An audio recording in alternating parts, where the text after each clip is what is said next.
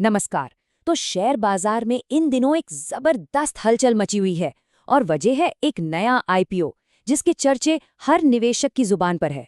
आज हम इसी भारत कोकिंग कोल आईपीओ की गहराई में उतरेंगे और देखेंगे कि आखिर इसमें ऐसा क्या खास है।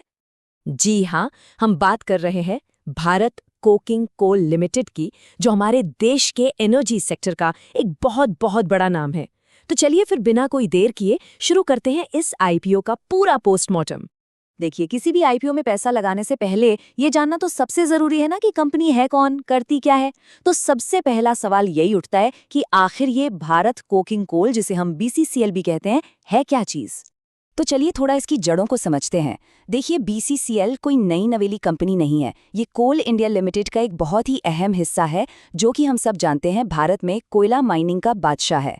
सोचिए, 1972 में बनी ये कंपनी, मतलब 50 साल से भी ज्यादा का तजुर्बा है इसके पास। अब बात सिर्फ पुरानी होने की नहीं है, बात है इसके साइज की। बीसीसीएल FY25 के आंकड़ों के हिसाब से भारत का सबसे बड़ा कोकिंग कोल प्रोड्यूसर है। और इसका सारा कामकाज कहाँ होता है? झारखंड के झरिया और पश्चिम बंगाल के रानीगंज में। मतलब देश के जो सबसे बड़े कोयले के भंडार हैं, वहां इनकी पकड़ है। चलिए अब आते हैं उस मुद्दे पर जिसका हर निवेशक को बेसब्री से इंतजार रहता है, मतलब पैसों की बात। इस आईपीओ से जुड़े वो कौन से जरूरी नंबर्स हैं जो पता होने ही चाहिए। तो ये रही सारी जानकारी एक ही जगह पर। बिडिंग की तारीखें हैं 9 से 13 जनवरी। एक शेयर का प्राइस बैंड 21 रुपए से 23 रुपए के बीच रखा गया है। और हाँ, अगर कोई अप्लाई करना चाहता है तो कम से कम 600 शेयरों का एक लॉट लेना होगा। यही वो आंकड़े हैं जिनके बेसिस पर फैसले लिए जाएंगे।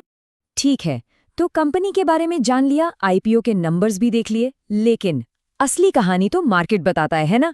क्या इन्वेस्टर्स ने इस आईपीओ में वाकई कोई दिलचस्पी दिखाई? आइए देखते हैं।